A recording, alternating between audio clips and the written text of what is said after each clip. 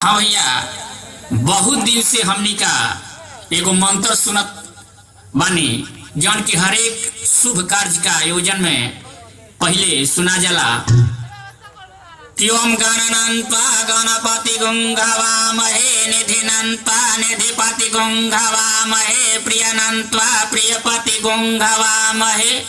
ये सुनते सुनते कान गूंग हो गई, आदमी गूंग हो गई, कान बहिर हो गई और समझदारी गहिर हो गई। तो हम सोचनी कि भाई हर एक साल नया नया सब चीज बदलता तो मंत्र काहे ना बदली। तो हम देखी लफुआ वंदना कैसे प्रस्तुत कैले बानी कि ओम श्री भरपूर दौरम कलकी वतारम कारम सवारम गुटका के फारम मदिरा के ढारम संग संग रखंतम चमचार बिंदे लफुआ लफुआ निसहितम नमामि।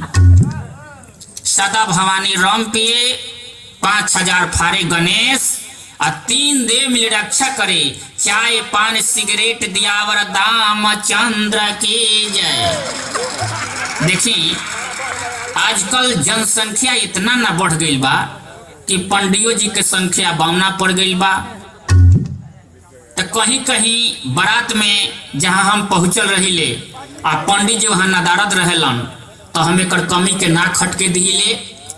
हम कहले भाई हम तक शादी ब्याह भी करा सकिले, हमरा लगे कुछ मंत्र तैयारी नया कैले बानी।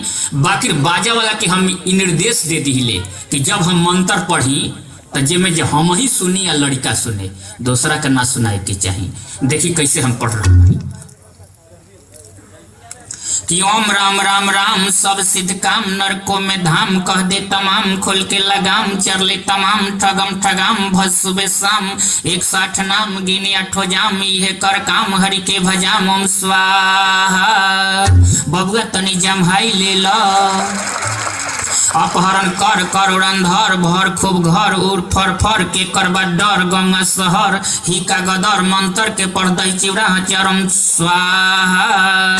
बबुआ तनी अंगैठी ले लो कर बलात्कार निकम्मी सरकार आनंदी प्यार प्रशासन लाचार लूट ठेकेदार एमपी के सार इंजीनियर हिस्सेदार मिले रखवार ना के करोबार काम के बिगाड़ हक सम्मार ओम स्वाहा। बबुआ तनी बोझ बोझी छोड़ा हाला हाला बबुआ गुड़ही में ढेबुआ माई अब सरुआ बाप दर बरुआ बात कहे बाचा या जो भी साचा हमने इजाचा बात ना बनौटी डांड में चिनौटी बाबू करस ड्यूटी माई बने ब्यूटी ओम स्वाहा। बबुआ तने गुटका ले